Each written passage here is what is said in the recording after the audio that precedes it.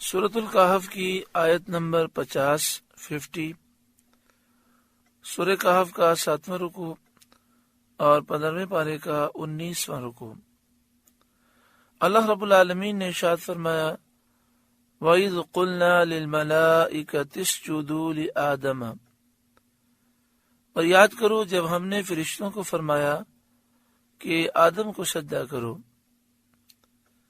یعنی آدم کو سجدہ کرو اور آدم علیہ السلام کی تعظیم کرو۔ یہ سجدہ تعظیمی تھا۔ فَسَجَدُوا إِلَّا إِبْلِيسَ، تو سب نے سجدہ کیا سوا ابلیس کے۔ کان من الجن، کہ قوم جن سے تھا۔ کان من الجن سے معلوم یہ ہوا کہ ابلیس فرشتہ نہیں تھا، ابلیس جن تھا۔ ففسق عن امر ربی، تو اپنے رب کے حکم سے نکل گیا، باوجود اس کے کہ اللہ تعالی نے جہاں فرشتوں کو حکم دیا اسے بھی حکم تھا کہ وہ آدم علیہ السلام کو سجدہ کرے، لیکن اس نے حکم کی نافرمانی کی۔ افتتخذونہ وذریتہ اولیاء من دونی، اے بنی آدم بھلا کیا ابلیس کو اور اس کی اولاد کو میرے سوا دوست بناتے ہو کہ تم ان کا کہنا مانتے ہو؟ وَهُمْ لَكُمْ عَدُوٌّ،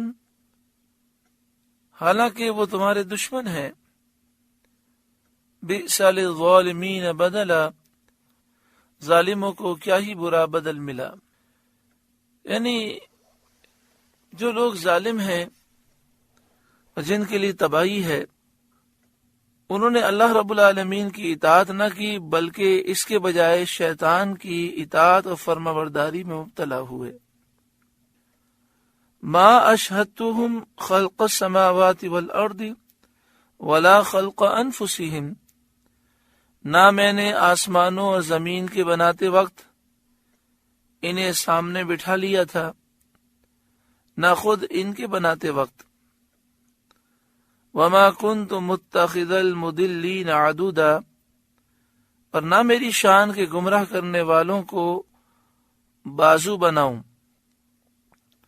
معنی یہ ہے کہ چیزوں کے پیدا کرنے میں منفرد ہوں، یگانہ ہوں، نہ میرا کوئی شریک عمل، نہ کوئی مشیر کار، پھر میرے سوا اور کسی کی عبادت کس طرح درست ہو سکتی ہے؟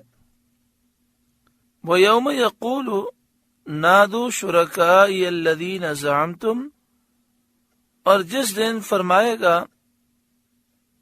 اللہ تعالیٰ کفار سے کہ پکارو میرے شریکوں کو جو تم گمان کرتے تھے۔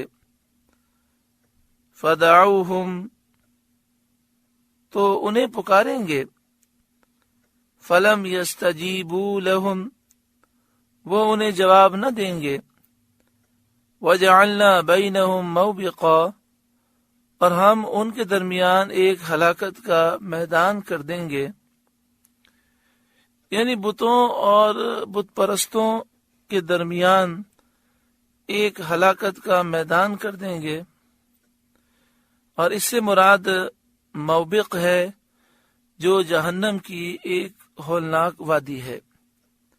بعد نے فرمایا کہ یہاں مراد یہ ہے کہ جو اہل ضلال ہیں، گمراہ ہیں، انہیں جہنم میں ڈال دیا جائے گا، اور جو اہل ہدا ہیں، ہدایت یافتہ ہیں، انہیں جنت میں داخل کیا جائے گا۔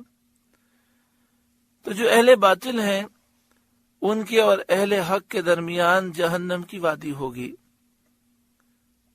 وَرَأَى الْمُجْرِمُونَ النَّارَ، اور مجرم جہنم کو دیکھیں گے۔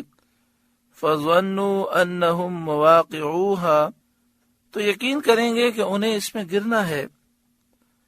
وَلَمْ يَجِدُوا عَنْهَا مَصْرِفًا، اور اس سے پھرنے کی کوئی جگہ نہ پائیں گے، یعنی جہنم کے عذاب سے بچ نہ سکیں گے۔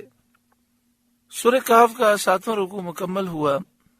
اس رکوع میں شیطان کا ذکر ہے واقعی کتنا نادان ہے وہ انسان جو رحیم و کریم پروردگار کی فرمانبرداری کرنے کے بجائے ابلیس لعین کی فرمانبرداری کرتا ہے، نفس کا کہنا مانتا ہے اور اپنے آپ کو برباد کرتا ہے۔ اگر ہم اللہ تعالیٰ کی فرمانبرداری کریں اور ایک اچھی اور پاکیزہ زندگی گزاریں تو قدم قدم پر برکتیں ہیں، دعائیں بھی قبول ہوتی ہیں، آفات و بلیات بھی دور ہوتی ہیں، دنیا اور آخرت میں سکون ملتا ہے، سب سے بڑھ کر یہ کہ رب کی رضا ملتی ہے۔ اللہ تعالیٰ ہمیں عمل کی توفیق عطا فرمائے۔ اللہ اللہ